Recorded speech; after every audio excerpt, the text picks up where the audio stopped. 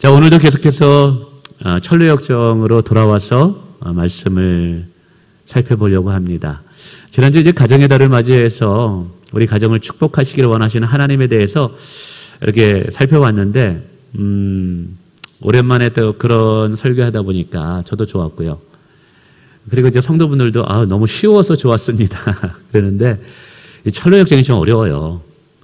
그러나 영적으로 좀 성장하기를 원하고 좀 더 깊이 있는 하나님에 대한 지식을 갈망하는 자들에게, 그리고 더 하나님을 기뻐하는 거룩한 삶을 살아가고자 하는 자들에게는 이 철로역정이 굉장히 영적 유익을 줍니다. 그래서 오늘 말씀을 들을 때도 그냥 이 자리에 앉아왔기 때문에 듣는 말씀이 아니라, 저 목사님의 말씀을 통해서 내가 하나라도 얻고 가는 것이 좀 있었으면 좋겠다. 저 목사님 말씀을 통해서 내가 영적으로 한 단계 좀 성장하고 성숙하는 이러한 기회로 삼으면 좋겠다라는 마음으로 이런 말씀을 들으면 분명히 성령께서 들을 수 있는 길을 허락하실 줄을 믿습니다. 자, 이제 믿음이라는 청년이 순례의 길을 계속 가게 되는 이야기를 크리스찬이라는 순례자에게 이야기하죠. 믿음이라는 청년도 크리스찬이 지나왔던 겸손의 골짜기를 지나가게 됩니다. 이 겸손의 골짜기라는 것이 무엇일까요? 이 겸손의 골짜기라는 것은 내가 어느 정도 믿음이 성장했다고 생각되는 순간 뜻하지 않은 어려움을 만나요. 힘든 상황을 만나게 됩니다. 이 힘든 상황을 만나게 될 때 육체적으로나 정신적으로 굉장히 지치기도 하고 마음이 무너지기도 하죠. 이런 상황을 우리는 겸손의 골짜기다라고 표현합니다. 그럼 하나님께서 왜 사랑하는 그의 백성들에게 평탄한 길로 인도하지, 왜 이렇게 힘들고 우리를 무겁게 하는 이 겸손의 골짜기를 지나가게 하실까요? 때로는 고난의 골짜기라도 묘사해도 좋을 것 같습니다. 그 이유는 다음과 같습니다. 우리가 교만하지 않고 늘 겸손하게 하기 위함인 것이죠. 교만은 패망의 선봉장이 됩니다. 교만하게 되면 하나님의 은혜를 받을 수가 없고 하나님께 쓰임받을 수가 없게 돼요. 그래서 하나님께서는 우리를 쓰시기 위해서 길들이는 작업을 하는 것입니다. 그리고 이 겸손의 골짜기를 지나면서 자신을 낮추고 하나님을 의지하는 법을 배우게 되죠. 삶을 살아보니까 매 순간 하나님의 도우심과 돌보심이 반드시 필요하다는 것을 깨닫게 됩니다. 그래서 매 순간 내가 하나님을 의지하지 않으면 안 되겠구나. 쉬지 않고 기도하는 법을 겸손의 골짜기에서 배워요. 그리고 신앙의 가장 중요한 축복의 원리인 순종하는 자로 변화되게 됩니다. 사람은 자기 의의가 강하기 때문에 이 고난을 겪지 않고 이 겸손의 골짜기를 지나지 않으면 자기 의의가 살아나서 사실은 잘 순종하려고 하지를 않습니다. 그러나 이 겸손의 골짜기를 지나가게 되면 하나님 앞에 정말 순종하는 것이 얼마나 지혜롭가신가를 깨닫게 된다는 사실이죠. 그런데 오늘 이 믿음이라는 청년이 이 겸손의 골짜기를 지나가면서 이런 영적 교훈을 배워요. 그런데 앞서서 크리스찬이라는 순례자도 겸손의 골짜기를 지나갔고 고난의 시간을 거쳐간 거죠. 그리고 오늘 믿음이라는 청년도 이 고난의 골짜기를 지나가게 됩니다. 근데 가만히 들여다보면 이 둘 다 사실은 같은 겸손의 골짜기를 지나가지만 약간 차이가 있음을 발견하게 됩니다.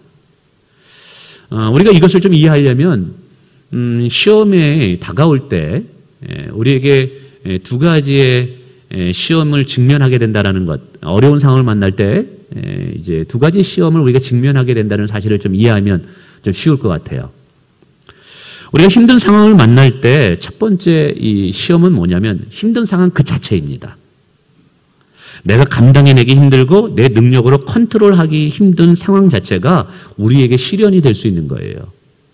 벼랑한 병이 찾아온다든지 재정적인 압박이 온다든지 그랬을 때 이 자체가 우리로 하여금 우리의 믿음을 흔들어 버리게 하고 우리의 믿음을 시험 들게 하는 요소가 될 수 있다는 사실이죠. 두 번째는 좀 비슷하면서 다른데요. 그런 시험이 왔을 때 내가 그것을 어떻게 이해하고 받아들일 것이냐에 대한 시험입니다. 사실 이것은 비슷한 것 같지만 둘이 전혀 다릅니다. 내가 힘든 상황을 만났다고 했을 때 이 힘든 상황 자체가 나에게도 부담이 되고 시험이 되기도 하지만, 그러나 이 힘든 상황을 내가 어떻게 해석할 것이냐, 내가 이 힘든 상황에 내가 어떻게 믿음으로 반응할 것이냐도 이게 굉장한 우리에게 도전이고 시험이 될 수 있다라는 사실이에요.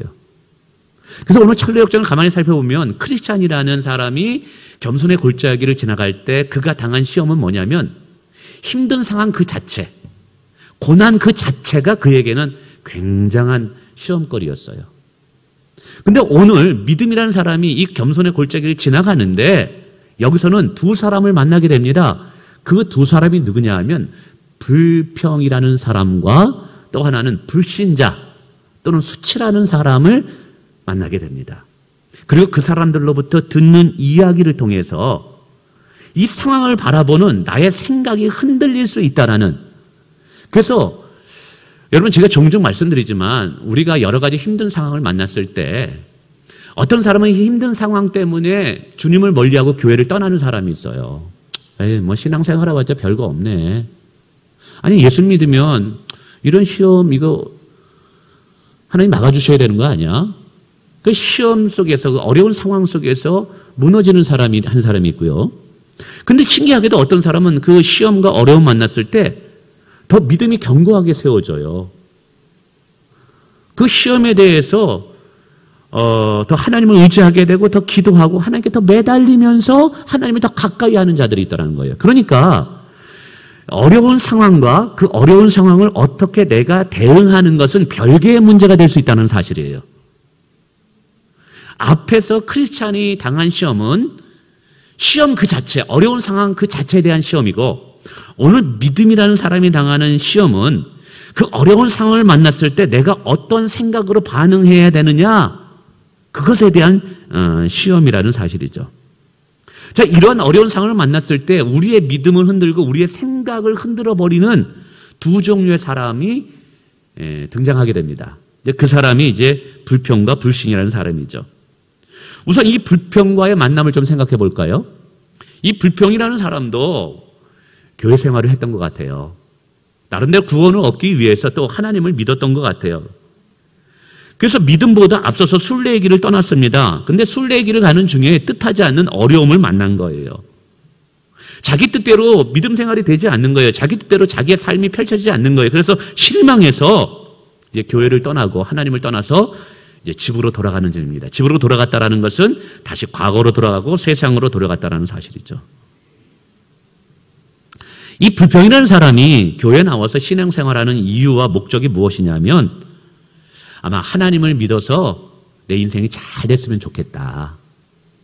하나님을 믿어서 문제없이 내 삶이 평탄했으면 좋겠다. 하나님이 도와주시면 그래도 나름대로 성공을 이룰 수 있지 않을까? 근데 막상 신앙생활 하다 보니까 자신의 생각과 전혀 다른 인생이 펼쳐지는 거예요. 뭐 목사님도 그런 설교네요. 십자가를 져야 한다. 좁은 길을 가야 한다.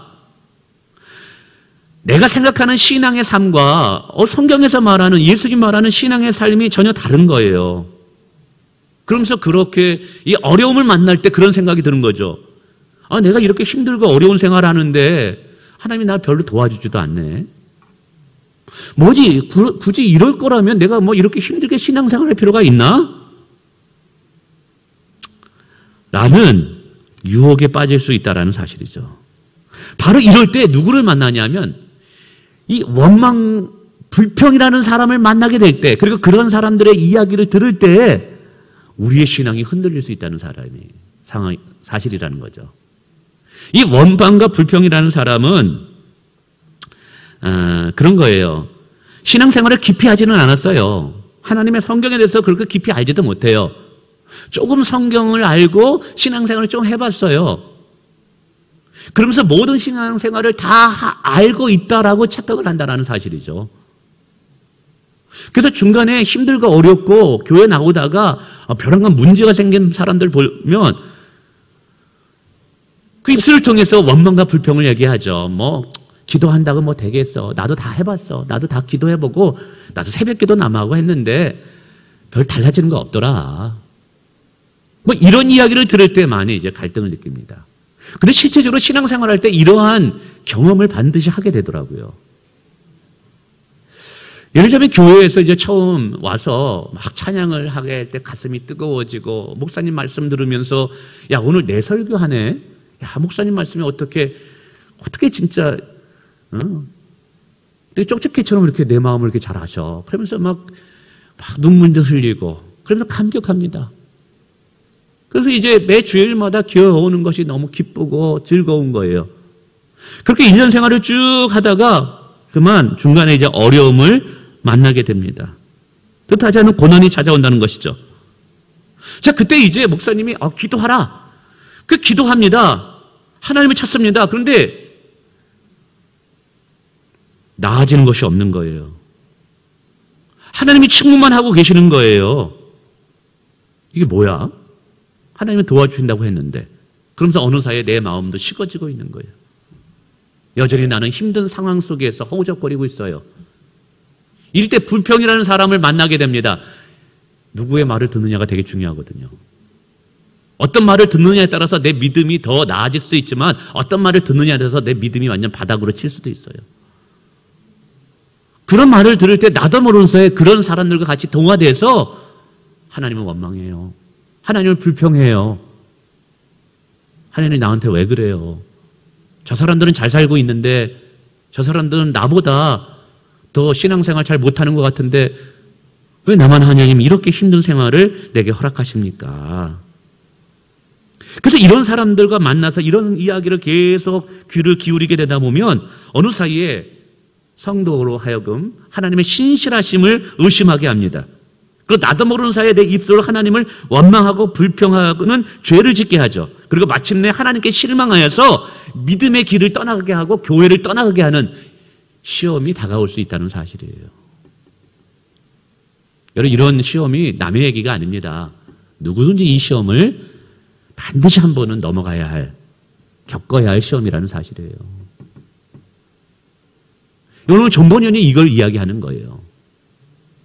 자, 이런 것을 통해서 우리는 몇 가지 영적인 교훈을 깨닫게 되죠. 첫째로는 내가 어떤 상황에 직면하게 됐다. 어려운 상황에 직면하게 됐다. 그런데 참 중요한 것은 그 상황을 내가 어떻게 인지하고 어떻게 받아들이고 그 상황에 내가 어떻게 반응하느냐가 정말 중요하다는 사실을 우선 기억하라는 사실이에요.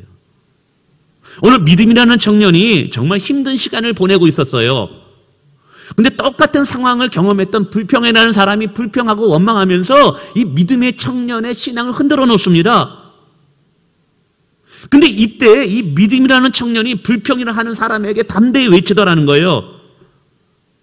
하나님은 신실한 분이다. 하나님께서 나를 사랑하지 않고 나를 미워해서 이런 상황을 허락한 것이 아니라 나로 더 겸손하게 하고 하나님을 더 의지하게 하고 마침내 내게 복을 주시기 위해서 나를 하나님 믿는 제대로 믿는 사람으로 만들기 위해서 이러한 과정을 허락한 것이다 라고 대답하고 있다는 사실이죠. 그래서 이 믿음이라는 사람이 불평이라는 사람의 시험을 이길 수 있었던 것은 자신에게 주어진 힘든 상황을 말씀을 가지고 재해석할 수 있는 영적인 능력과 지혜가 있었기 때문이라는 사실이에요. 늘 말씀드리지만 여러분 보이는 것이 전부가 아니라는 사실이에요. 하나님은 우리를 인도하실 때 뭐라고 이야기하면 깊으신 그의 뜻에 따라서 우리를 인도하신대요. 하나님의 지혜의 그 깊이를 누가 측량할 수 있겠어요? 바다보다 깊은 그 하나님의 비밀한 뜻을 누가 깨달을 수 있겠어요? 우리는 단지 하나님의 신실함을 믿고 신뢰하고 그를 따르는 것일 뿐인 거예요. 나중에 보니까 정말 하나님은 신실하시다. 다 이유가 있었구나라는 것을 우리가 고백하는 것일 뿐인 거예요. 그리고 이것들을 우리가 반복적으로 경험하게 되면 이번에 어려움을 만나도 그래 하나님의 어떤 뜻이 있을 거야. 나는 하나님을 믿어. 할렐루야. 여러분 이렇듯이 어떤 상황 속에서 그 상황을 여러분 내가 믿음으로 재해석하고 하나님 말씀으로 그 상황을 재해석하면서 긍정적이고 그리고 더 나은 것으로 하나님을 바라보는 것, 이게 중요하다는 사실입니다. 두 번째는 우리가 순례의 길을 가면서 이 믿음 생활, 교회 생활을 하는 분명한 이유와 목적이 무엇인지를 잃어버리면 안 된다는 사실이죠. 만약에 우리가 헛된 야망으로 가득해서 세상의 성공과 출세만을 얻기 위해서 하나님을 믿고 교회 생활을 한다면 우리는 분명히 힘들고 어려운 상황을 만났을 때 이 불평과 같은 시험에 떨어져서 하나님을 불평하고 원망했을 거예요. 그렇게 됩니다. 그래서 우리는 여기서 교회 나와서 하나님을 예배하고 예수를 믿는 분명한 이유가 무엇 때문인지를 여러분 스스로가 대답할 수 있어야 돼요. 오늘 교회 나오셨잖아요. 우리 신앙생활 합니다. 왜 신앙생활 하세요? 왜 예수님 믿으세요? 물론 우리가 예수를 잘 믿으면 하나님 복을 주십니다. 우리가 하나님 앞에 기도할 때 하나님은 우리 자녀의 문제, 여러분 나의 삶의 문제도 해결해 주십니다.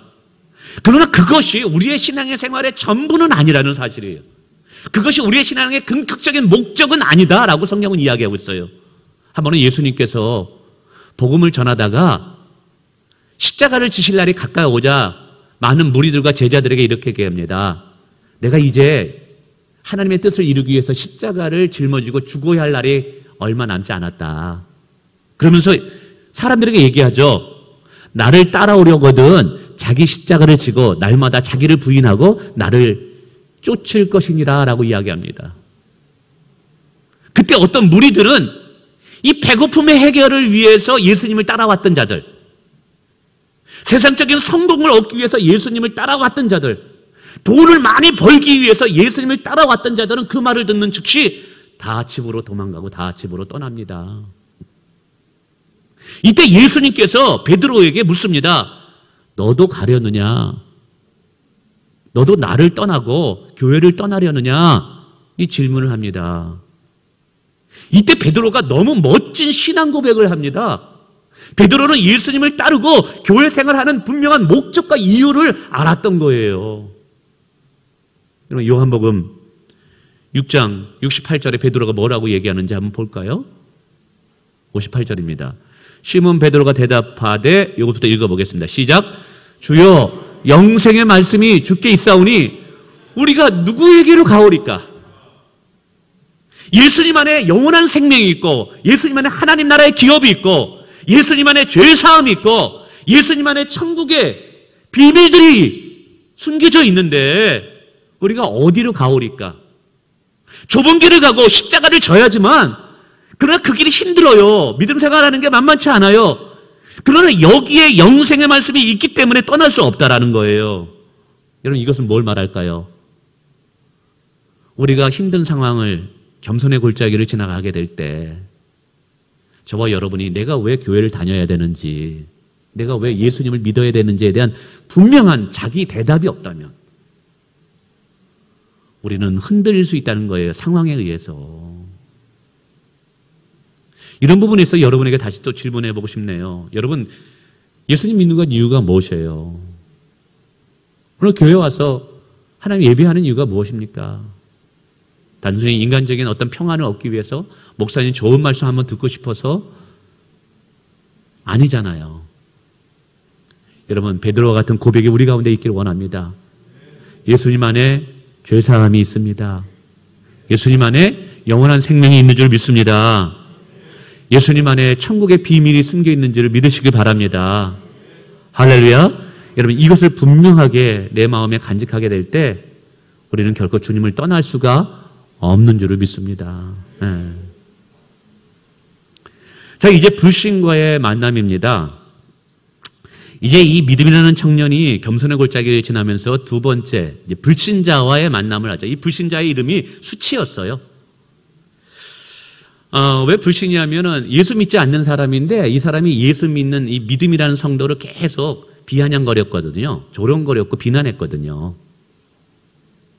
그리고 이 불신자의 이야기에 귀를 기울이고 믿음이 무너지게 되면 예수 그리스도와 복음을 부끄럽게 여기고 수치스럽게 여기기 때문에 이 사람의 이름이 수치, 불신자라고 이야기합니다.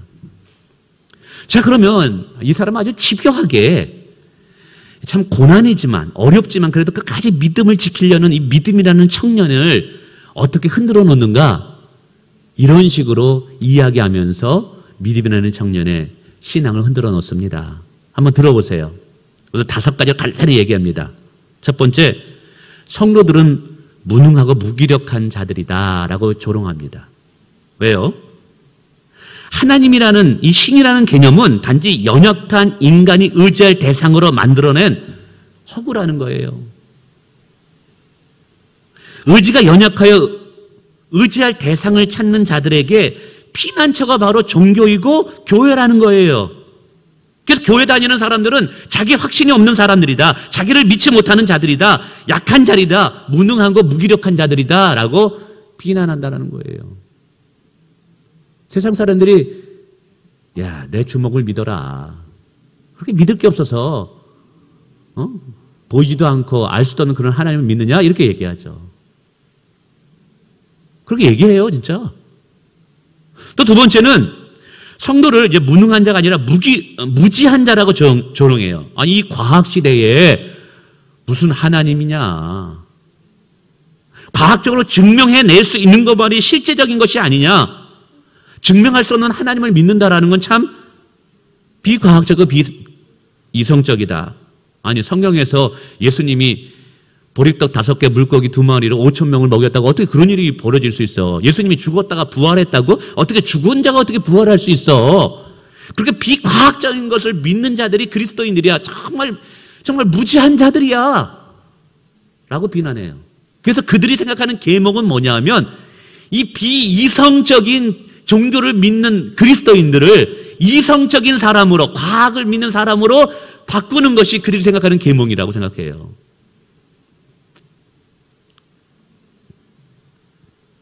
세 번째는 성도들을 세상의 처세술을 모르는 고지식한 자들이라고 비난합니다. 아유, 세상을 살아가면서 처세술이라는 것이 있는 거야. 근데 예수 믿는 사람은 너무나 고지식해. 경건이라는 이름 때문에 세상에서 얼마든지 즐길 수 있는 그 즐거움을 포기하는 정말 어리석은 자들이다. 그러니까 무슨 작은 죄에 대해서 그렇게 애통하고 가슴을 치는지 모르겠어. 사람은 완벽한 사람이 어디 다 있어. 살다 보면 거짓말도 할 수 있는 거고 남의 돈도 좀 떼어먹을 수 있는 것이고 뭐 그렇게 둥글둥글하게 사는 것이 뭐 세상 삶이지. 뭐 그렇게 완벽하게 살려고 뭐 작은 죄에도 애통하고 근심하면서 막 그렇게 뭐 가슴을 치면서 사느냐 이 말이에요. 그렇게 살면 정말 피곤하지 않냐? 참 고지식하게 사네 라고 예수 믿는 사람들을, 진짜 경건하게 살고자 하는 자들을 비난하더라 이 말이에요. 아, 이런들 하더리 저런들 하더리 뭐 이렇게 살면 되지 뭐 그렇게.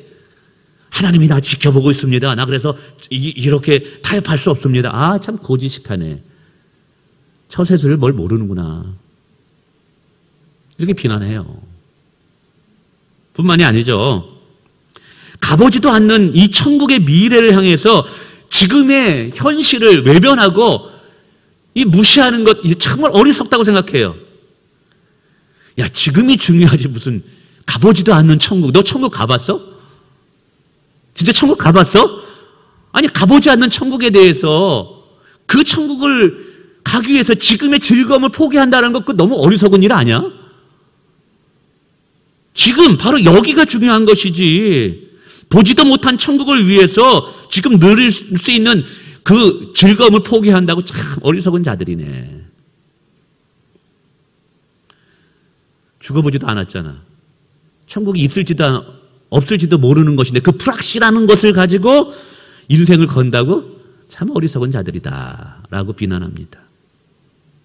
또 마지막은 이 이기적인 자들이라고 또 비난하죠.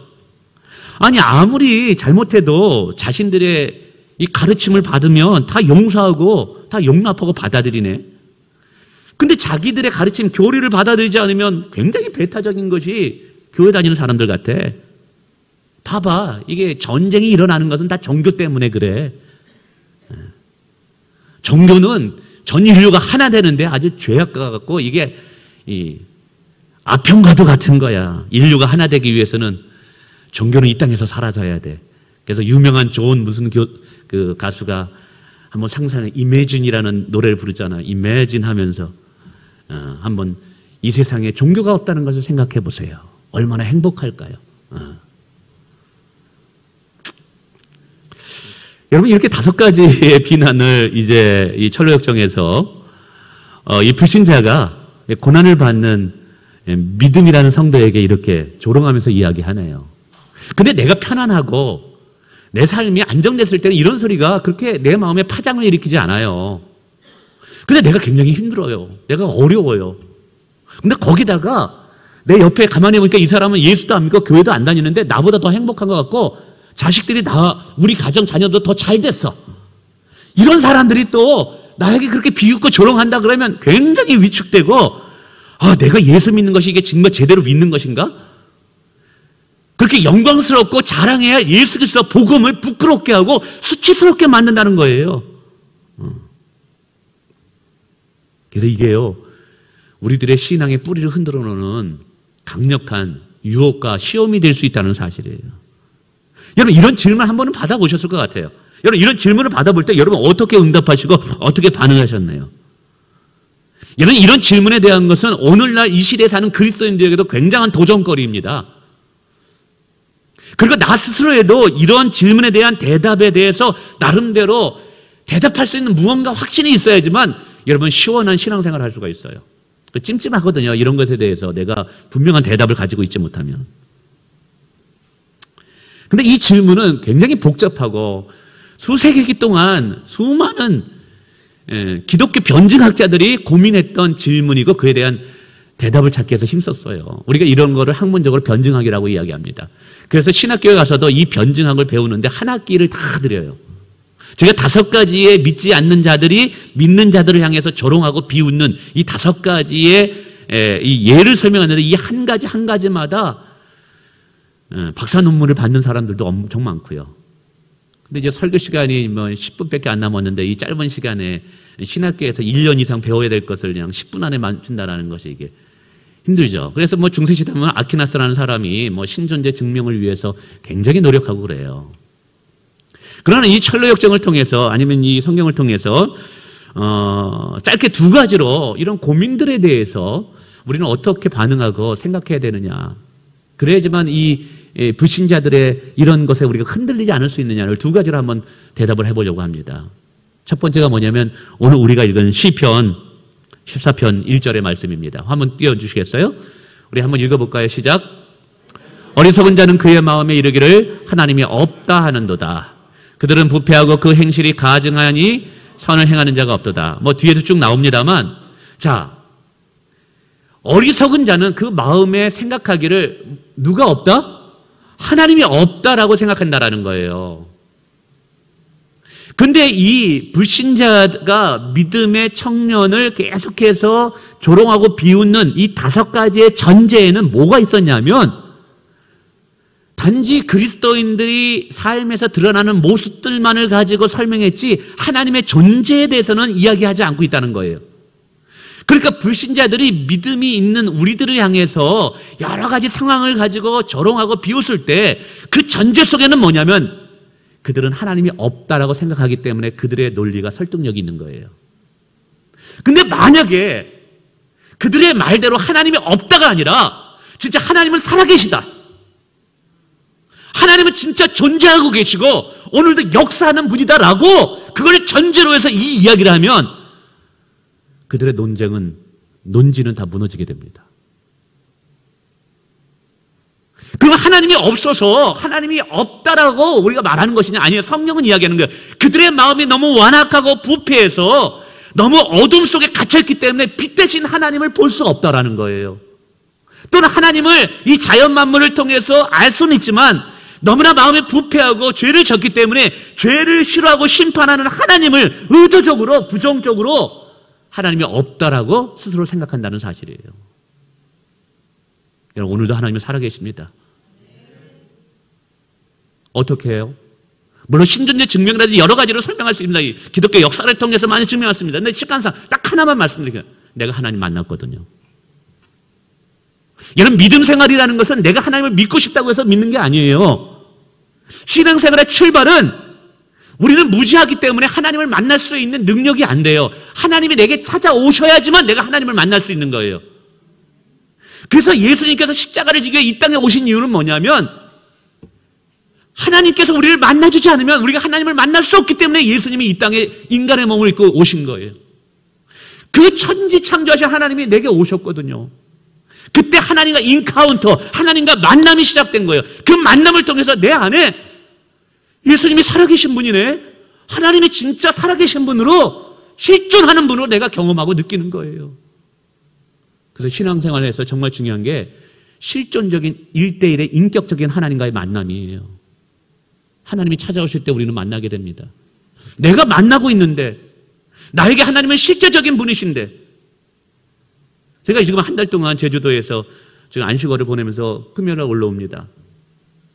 월요일부터 금요일 아침까지 뒷동산에 올라가서 1시간 사냥을 하고 1시간 깊은 산 속에서 아무도 없는 그 숲속에서 혼자 찬양을 부르면서 하나님을 경배하고 하나님의 위대하심을 찬양할 때 1시간 동안 깊이 하나님 속에 몰입하게 될 때, 지금도 그 흔적, 그것이 지금 여기까지 저는 이렇게 온 것 같아요. 오늘 예배하면서 특별히 오늘 찬양, 아까 마지막 찬양, 나의 기도하는 것보다 지난 일주일 동안 이 찬양을 수없이 들으면서 수십 번씩 들으면서 거의 100번 이상 들으면서 그 속에서, 그 산 속에서 하나님의 임재를 느끼면서, 실제는 하나님을 느꼈을 때, 제가 이거 왔을 때 마치 제가 향수를 뿌리면 전철에 탔을 때 그 향수가 이렇게 하는 것처럼 마치 이 찬양을 하는데 오늘도 여기에서 나를 감싸시는 하나님을 내가 느끼는 거예요.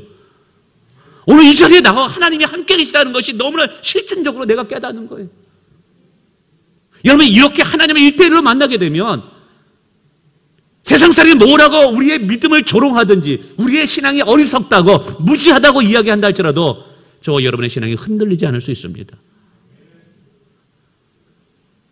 두 번째, 이 철학적으로 존 버녀는 종말론적인 신앙을 우리에게 갖기를 원해요. 정말 하나님이 이제 믿는다고 실제하고 존재하는 분이라고 우리가 알고 있다면 종말론적인 신앙이 중요하다. 이 종말론적인 신앙이라는 것은 요즘 이단들이 종말론적 해가지고 굉장히 부정적으로 우리에게 들리는데 그게 아니에요. 이 종말에는 두 종류의 종말이 있습니다. 하나는 역사적 종말이라는 것이 있고 하나는 인간의 개인의 종말이 있습니다. 역사적 종말이라는 것은 예수님께서 이 땅에 오시는 날 인간의 역사는 마지막 끝을 맺습니다. 그리고 그분은 모든 만물을 통치하시고 그리고 모든 만물을 심판하시는 분으로 우리 앞에 서게 될 것입니다. 개인적인 종말을 저와 여러분은 언젠가 반드시 죽는다라는 거예요. 예수님이 내일 오지 않는다 할지라도 10년, 20년 온다 할지라도 저와 여러분은 이 땅에서 수명을 다하는 날이 있을 것입니다. 이 땅에서 여러분의 인생이 다하는 날, 그것이 나의 개인적인 종말입니다. 그러니까 그렇게 내 생명이 끝나는 날 저와 여러분은 하나님 앞에 서게 될 거예요. 그렇게 하나님 앞에 서게 되는 것을 늘 인지하고 인식하면서 오늘 하루를 깨어있는 삶으로 살아가는 것이 종말론적인 신앙생활이라는 거예요. 그래서 세상 사람들이 이런 비난과 조롱을 할 때 우리는 어떤 신앙을 가져야 되느냐? 우리가 마지막 날 주 앞에 서는 그날이 있다는 것을 분명히 인지하고 오늘 하루하루를 살아가는 거라는 거예요. 그래서 오늘 이 불신이라는 사람이 계속해서 집요하게 이 믿음이라는 청년을 유혹하고 믿음이라는 청년의 신앙을 흔들어 놓을 때 이 믿음 청년은 이렇게 단호하게 이야기합니다. 들어보세요. 불신자야 물러가라. 너는 나의 구원을 방해하는 원수다. 내가 하나님의 뜻을 어기고 너를 환영할까 보냐? 만약 그렇게 된다면 주님이 이 땅에 다시 오는 날 내가 무슨 낯으로 주 예수를 배울꼬? 내가 하나님의 종으로 살아가는 것을 부끄러워한다면 내가 어찌 저 영원한 축복을 바랄 수 있겠느냐? 라고 외치면서 불신자의 손을 걷어차고 계속해서 순례길을 걸어갑니다. 그러니까 믿음이라는 청년은 어떤 의식이 있었냐면 내가 주님 앞에 섰을 때 정말 수치와 부끄러움은 무엇일까? 세상 사람들로부터 수치와 조롱을 받는 것이 이게 수치와 부끄러움이 아니라 주님을 부끄러워해서 마지막 날 주님이 내가 너를 모른다, 이것이 나에게 가장 수치스러운 것이라고 생각했던 거예요. 오히려 이 세상에 살아가면서 믿음을 지키고 경건하게 삶을 살아가면서 세상 사람들로부터 조롱과 비웃음을 받는다 할지라도 그 조롱과 비웃음이 마지막 날에 하나님께서 쓰여주는 영광의 면류관이 될 것이라는 그 믿음을 가지고 오늘 살아갔던 거예요. 오늘 우리에게 이 믿음이 중요하다는 사실이에요. 말씀을 맺습니다. 여러분, 오늘 우리가 모르겠습니다. 저의 신앙 고백인데 세상에서 죄를 즐기면서 영웅적인 대접을 받으면서 살기보다는 저는 차라리 가난한 목회자가 되기를 저는 선택하겠습니다. 정말입니다. 세상에서 출세하면서 죄를 즐기면서 술에 취하고 방탕하게 살면서 누릴 것 다 누리면서 호의호식하기보다는 차라리 저는 가난한 전도자의 삶을 선택하겠습니다. 왜요? 나는 하나님을 만났거든요. 저는 저 영원한 생명이 있음을 나는 믿거든요. 여러분, 우리가 오늘 이 시간만을 사는 자들이 아닙니다. 오늘 물론 이 시간이 중요합니다. 최선을 다해서 성실하게 살아야 됩니다. 그러나 우리의 눈은 언제나 저 마지막 날 주님 앞에 서는 그날을 기억하면서 오늘을 사실 수 있게 주님의 이름으로 축원을 드립니다.